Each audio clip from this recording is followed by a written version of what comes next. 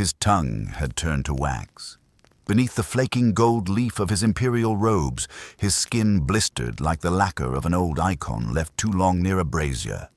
The stench was not just of burnt flesh, but of fermented rot, wine boiling not in a chalice, but in the recesses of a man's stomach, already poisoned and now ablaze. Witnesses, if they were brave enough to watch, said the veins in his neck danced like serpents as his body fought its own execution. They had prepared a swift death. Instead, they created a theater of slow, magnificent agony. He did not scream like a man. He roared like something deeper, like an empire cracking beneath its own weight, like a cathedral echoing with the final prayers of a damned dynasty. The fire was meant to purify, but it only revealed the truth. There was no sanctity in power, only its rituals of humiliation. His eyes, still open, reflected the flames as if they were mirrors of his own making, and the wine, red as fresh blood, hissed in the cauldron of his belly, a final communion offered to no god at all. There are deaths that close chapters. This one tore history open like a wound. The man who had lived as a deity died as something far less. An experiment in vengeance, a relic to be consumed, not mourned. His end was not a sentence. It was a symbol. And before we delve into the charred corridors of his life, before we peel back the flesh of empire and examine the rot beneath its crown, we want to say this to you, truly. We care that you are here. So tell us, where in the world are you watching from, and what time is it there? Now grab your coffee, and let's get started. He was born into a palace that no longer echoed with certainty. The marble floors were polished with fear rather than pride, and the golden tapestries whispered the names of the dead, ancestors lost not to war, but to whispers, betrayals, and ceremonial suffocations masked as justice. His cradle stood beneath a painted ceiling of gods in triumph, yet he was surrounded not by divinity, but by decay. His first breaths were drawn in a world where power was inherited like a wound, not a gift. A rotting chalice passed from trembling hand to trembling hand.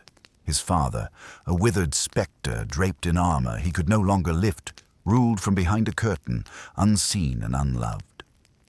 His mother, a foreign empress with hollow eyes, was more rumor than woman, a ghost in pearls who smiled only in portraits.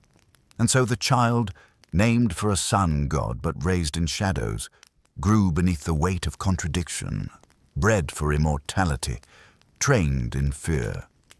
His tutors taught him to recite law with a tongue soaked in honey, but they could not erase the tremor in his voice when he passed the imperial crypt, where the dead emperors rested like judgment, unspoken. The empire into which he was born was no longer whole. What had once stretched from desert to sea now bled from its edges like a wounded beast. The barbarians pressed against the gates.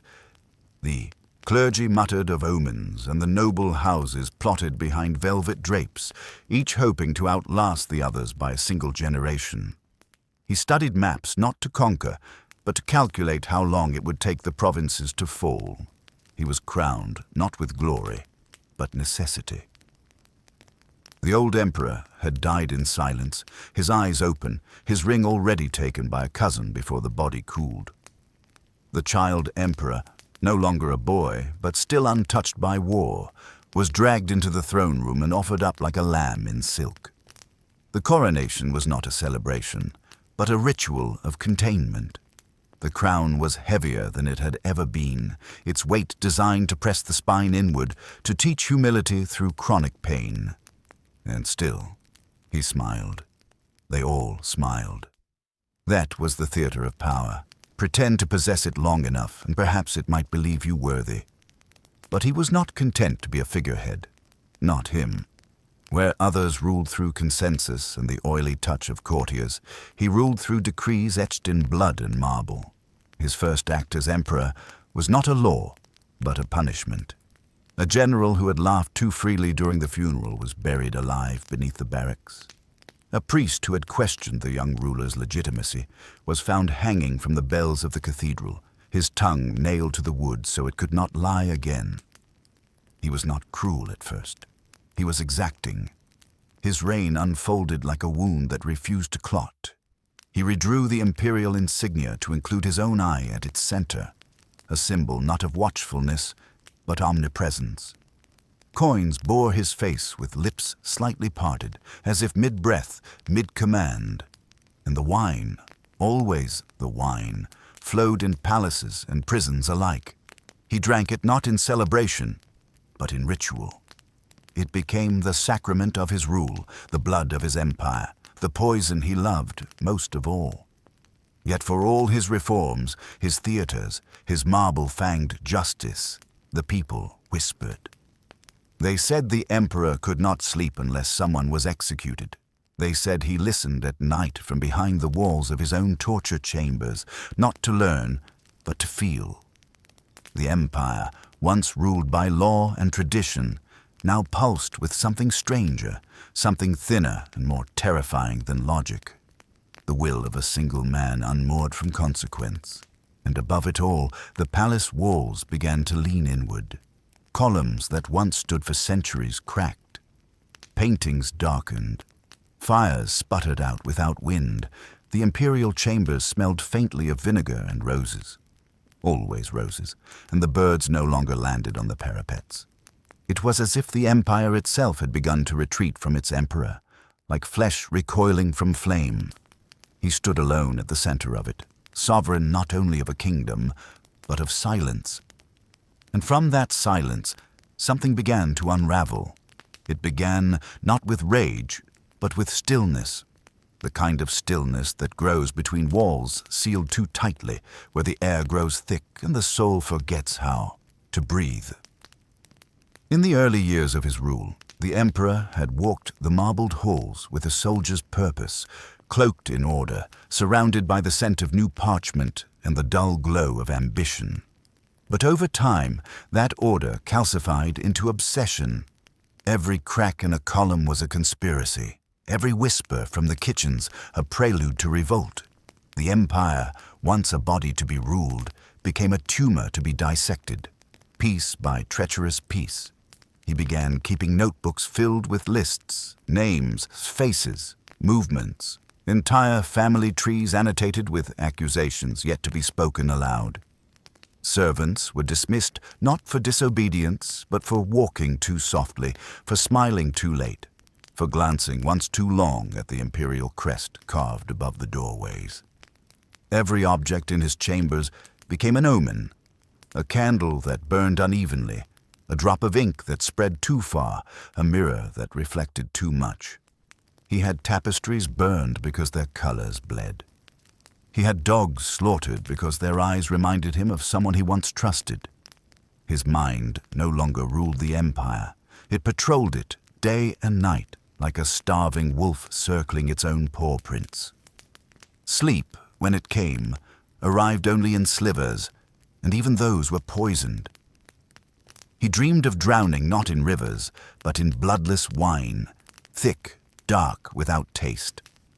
He would awaken, gasping, clutching at his throat as though an unseen executioner had begun the sentence early. Physicians were summoned. Priests, too. They spoke of humors, demons, imbalance of bile. But none could explain the visions, a woman without a face offering him a chalice, a boy with hollow eyes calling him father, a crowd of headless courtiers bowing as if in mockery. He began to believe the palace was haunted, not by ghosts of the dead, but by the versions of himself that might have been. And then came the fires. At first, they were accidental, a curtain ignited by a torch, a library smoldering in the night. But they grew. Entire quarters were consumed in orange and smoke, and still no culprit could be found. The emperor began to suspect arson from within, a silent rebellion born not of steel, but of ash. He issued proclamations demanding loyalty, issued executions to prove them. But nothing quelled the heat or the dread. He stopped leaving the palace entirely. He had mirrors removed. He had windows shuttered. Light, once a symbol of rule, became unbearable. the inner court transformed into a fortress within a fortress. He had the floors covered with thick carpets so no footstep would echo. He ordered eunuchs to speak only when spoken to. Music, once played at dusk by hidden flutists, was banned altogether. Silence became sacred. Pain, a language. It was said that no bird song could be heard within 3 walls of his presence. He had statues brought into his private rooms, not for beauty, but as judges, stone-faced and unmoving, the only witnesses he trusted. One day, he ordered the imperial timekeeper flayed alive because the chimes had rung too early. Another day, he had an entire wing of the palace buried in sand, convinced the bricks beneath held secret messages from a future rebellion. His paranoia grew roots in theology. He began to see himself not just as emperor, but as vessel, a divine wrath encased in mortal form. He declared that every execution was a holy act, a correction of moral rot. Priests who dared counsel mercy were declared heretics. A new shrine was built with walls of scorched wood, where condemned men were strangled beneath icons of flame. He would sometimes sit in that room for hours, unmoving, watching as the blood dried slowly on the floors, breathing in the iron scent like incense. It calmed him. It reminded him that fear, unlike loyalty, was reliable. Those closest to him began to vanish, not through dismissal or exile, but absorption. Some were invited to dine and never left. Others were last seen walking into his chambers before nightfall. There were rumors of underground cells dug directly beneath his bedchamber, where he conducted autopsies of the soul, hours of questioning not for truth, but for the sound of voices breaking. No corpse was buried without being first viewed by the emperor himself. He had grown obsessed with eyes, what they said after death, how they clouded, how they accused. And through it all, the wine remained. Not the sweet wine of celebration, but the dark, aged vintages that tasted of earth and old wounds. He drank it by the urn, his teeth yellowed, his lips stained. Servants said he sometimes spoke to the goblet before drinking, whispering as if in negotiation. He began to believe that the wine itself held memory, that through it he communed with those he had condemned. It was no longer a drink, but a ritual, a slow poisoning that mirrored the empire's own decay.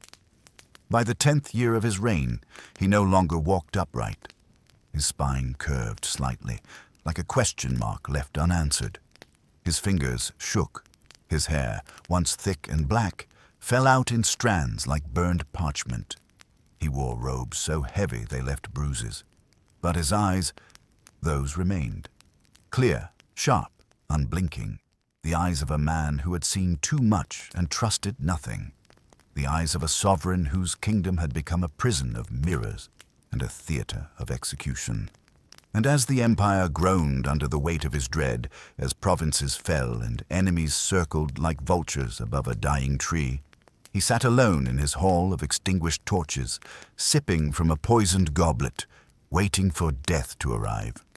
Not as punishment, but as prophecy. He did not fear it.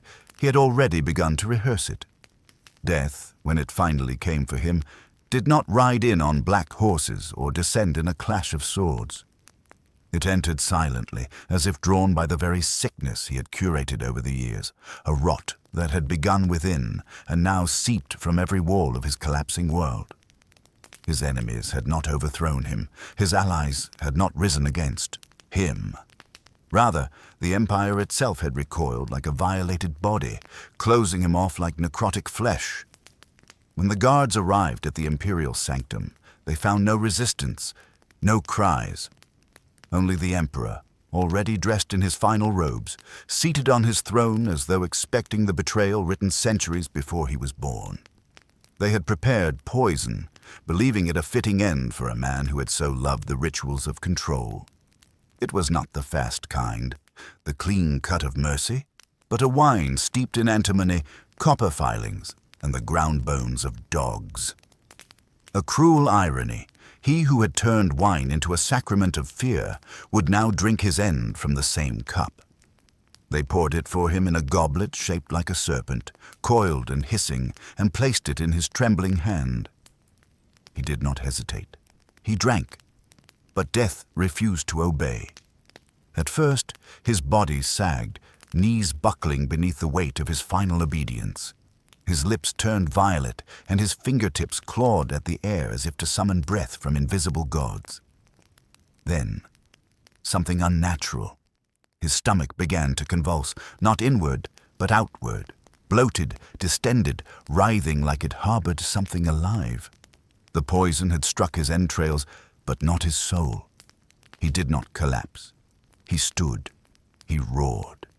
They had expected silence. They received a howl. It was then that the sentence shifted.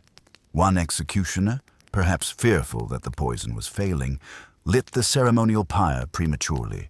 The fire, meant as a final purification after death, now became the main act. The emperor stood within it, a grotesque effigy of royalty undone. The flames touched his feet first, curling around his ankles like loyal dogs turned rabid.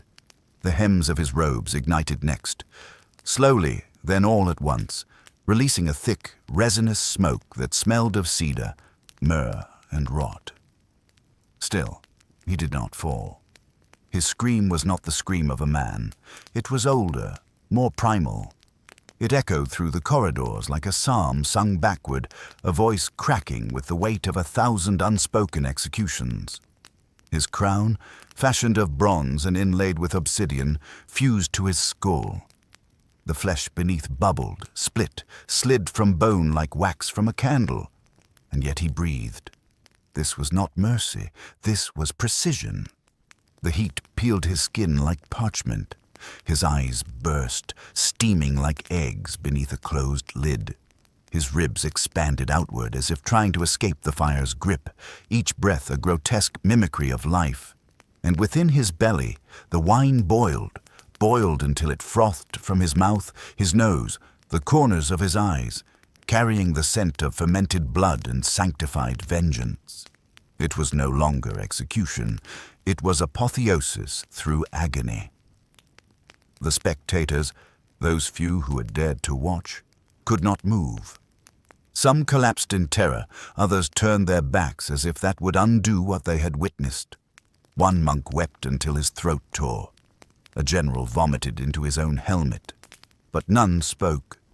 They were paralyzed, not by fear, but by the realization that what they saw was not a death, but a mirror. In that burning man, they saw the sum of every cruelty they had excused, every silence they had sold, every lie they had wrapped in gold and called law. He burned for nearly an hour, flesh clinging to bone long after breath had ceased.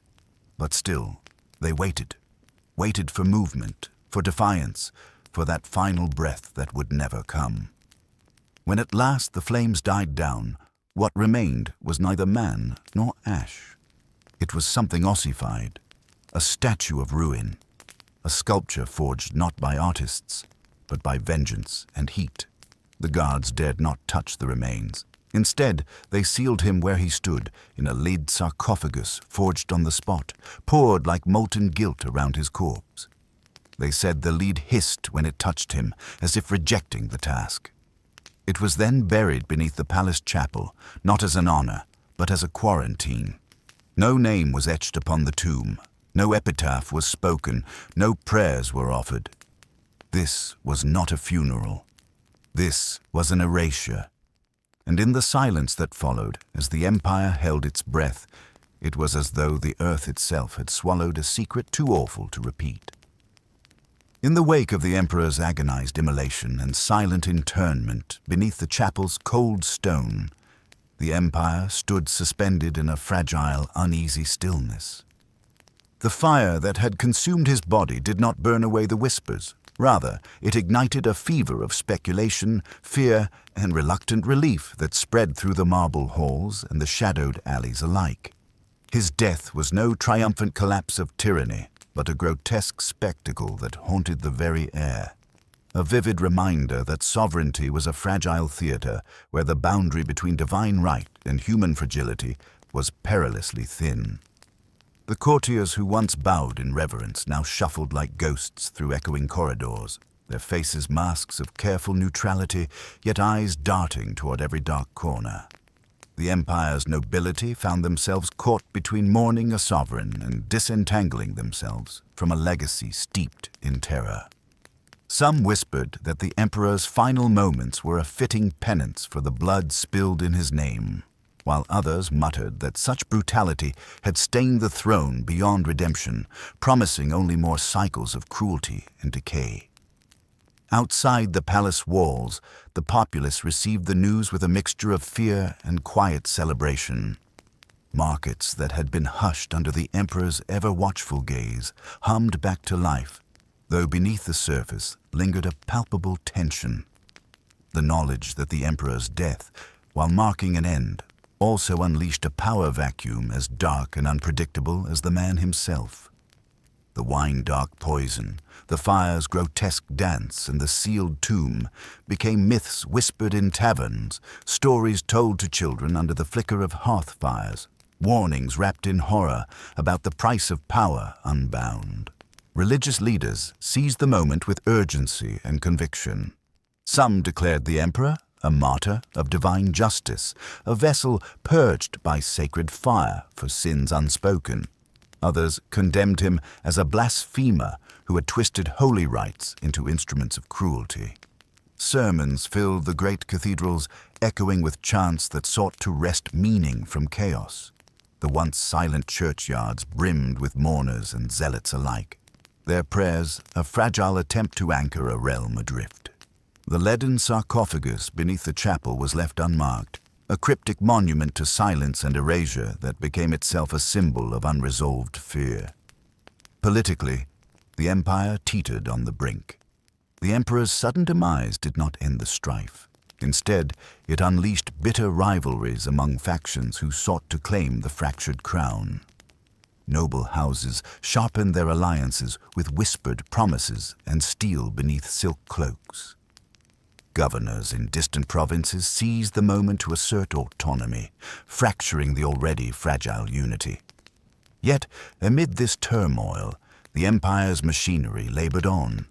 Taxes were collected, laws were decreed, armies were mustered, each act tinged with the residue of the emperor's shadow, as if the specter of his slow, fiery death still demanded obedience.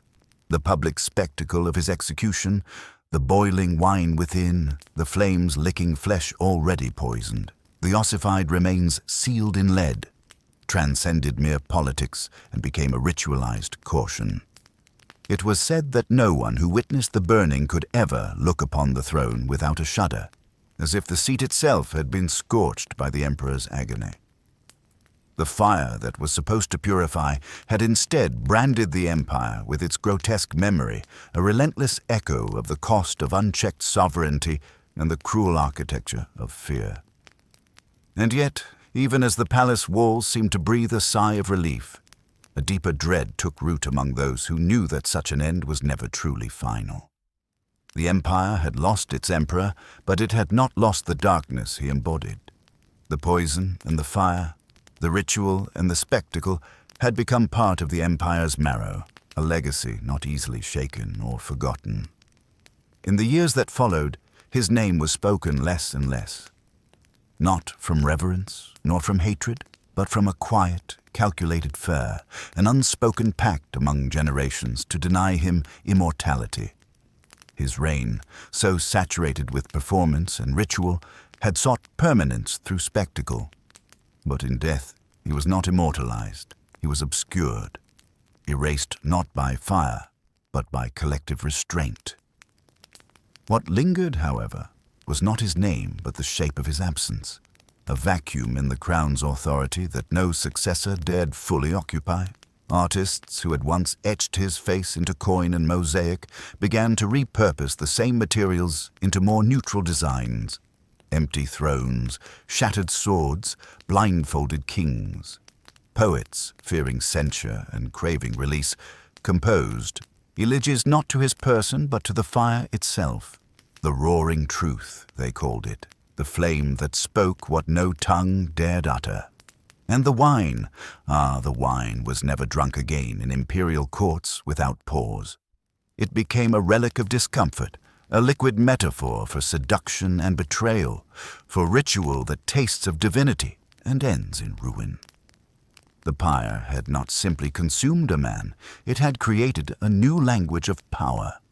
From that day forth, emperors no longer ascended with joyous procession, but with silent oaths in dimly lit sanctuaries. Coronations grew colder, shorter, more veiled in smoke and incense. The crown, once polished to a sheen, was dulled deliberately with soot or rage to avoid the gleam of vanity. It was as if every ruler feared becoming a mirror of him, of his bloated rituals, his unblinking eye on every soul, his death that refused to die. In theological circles, his end birthed heresies and counter-heresies. Some monks declared that he had become a saint of pain, a vessel chosen by divine wrath to cleanse the sins of the empire through suffering. His burning body, they said, mirrored the martyrdom of prophets, though none dared name which.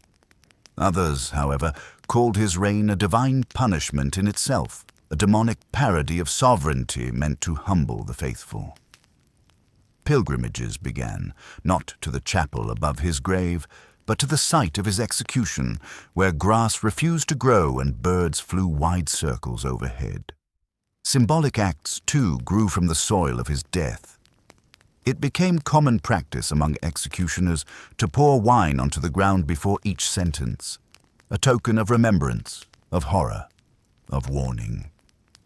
In one province, soldiers began tattooing serpents coiled around chalices onto their shoulders, a secret emblem of rebellion against tyranny disguised as homage. Even the fire itself gained ritualistic echoes. Bonfires were banned near palaces, torches snuffed before entering courtrooms. Light, once a symbol of knowledge, was now tainted with the memory of his burning. But his truest legacy was silence. No statues bore his likeness, no cathedral sang his name. His bloodline, once heralded as divine, was sterilized from the record, its branches pruned like dead limbs from a sacred tree. The sarcophagus remained sealed beneath the chapel, leaden and breathless, without inscription. And yet children still whispered of it. They said if you listened long enough at night near the stone floor, you could hear the hissing of boiling wine, the crackling of cursed fire, the quiet groan of bones that refused to sleep. Every tyrant who followed feared not rebellion, but remembrance. The story of the emperor who drank poison and still burned alive became not just history, it became caution. Not a tale to be studied, but one to be felt. He was no longer a man, he was ritual, a symbolic scar across the body of empire. Proof that when power feasts too long upon itself, it leaves behind not legacy, but ashes. And yet the question remained, echoing softly in every throne room that followed, hanging above every crown like a veil of smoke. If that was not justice, what was it? Centuries passed, and still the tale remained, not as a clean legend nor a moral parable, but as a riddle preserved in ritual and ruin. Time, that tireless eroder of memory, could not cleanse the empire of his presence. For he had not merely ruled, nor merely died. He had carved himself into the architecture of fear, into the ceremonial spine of the state. His life had been tyranny, his death, theater, his legacy, contamination. His sarcophagus, still sealed beneath the chapel's stone floor, became less a tomb and more a shrine of silence. No guards were posted, no candles lit, and yet none dared approach it. Architects rebuilding the chapel centuries later found the floor above his resting place darker than the surrounding stone, as though heat still lingered beneath. A whisper took root, that the lead had not cooled, that the emperor's bones continued to burn, one ember at a time, forever devouring the remains of his sovereignty. Over time, stories bent and folded upon themselves. In the north, mothers warned their children that disobedience would summon the burning king. In the east, a heretical sect claimed his spirit spoke through fire, promising a kingdom where pain would crown the worthy. In paintings unearthed in monastic ruins, he was depicted faceless, robe aglow, goblet in hand, neither alive nor dead, neither god nor ghost. A symbol of consequence, etched not by historians, but by nightmares. And the wine, always the wine. In the high courts, glasses began to be raised without being touched. Toasts were made with water or air, lest one sip bring with it a whisper of his fate. Imperial cellars purged entire vintages. Vineyards near the old capital changed their crops. And still, in certain corners of the empire, aging monks would gather in the dead of night to drink thick black wine in silence, their lips never touching the rim, as if fearing that the goblet itself might speak his name. The tale refused to anchor itself in any one lesson. Was he a cautionary figure, proof that power unbalanced leads to ruin? Or was he a sacrifice, a scapegoat for sins far older than his throne? Each generation reinterpreted him. For the revolutionaries, he was evidence that tyrants fall. For the tyrants, he was proof that fear could outlive flesh. For the people, he was a myth worn thin by retelling, but never quite forgotten. Even those who did not believe in him still flinched at the hiss of boiling liquid, still recoiled from open flame on ceremonial days. No monument was ever raised in his honor. But in every corridor of power, his shadow still moved. In every whispered decision behind closed doors, his ghost still leaned close. In every moment where a crown felt too heavy or a decree too cruel, he flickered, faint but unmistakable, like a dying candle suddenly flaring back to life. And perhaps that was his true vengeance, not in the screams, not in the fire, not in the poison that failed him, but in the silence that followed, in the trembling hands of future emperors, in the empty chalices, in the darkened marble, in the fact that even now, yes, even now, we cannot look away. Because the body was burned, the name was buried. But the question still remains: was he condemned or preserved?